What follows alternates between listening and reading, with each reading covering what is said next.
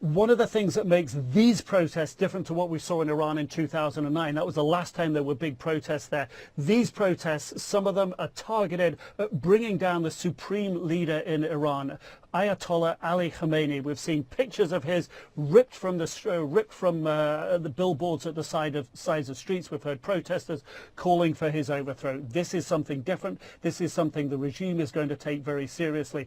We've also seen social media videos emerging that appear to show injured people being carried away from protests.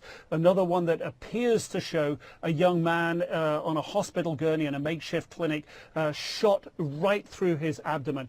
These videos yet to be confirmed and verified. But if we think back to those big protests 2009, many of the indicators of how big and damaging those protests were and how heavy-handed the government crackdown was came from social media postings.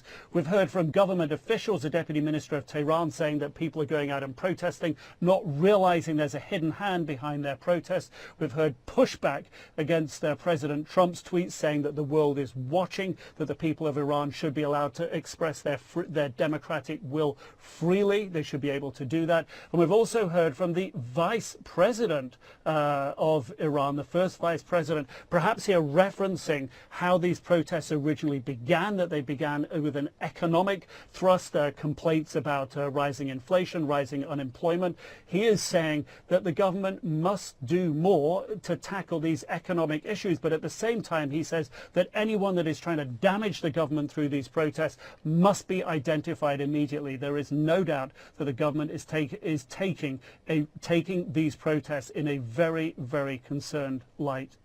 Nick Robertson, London.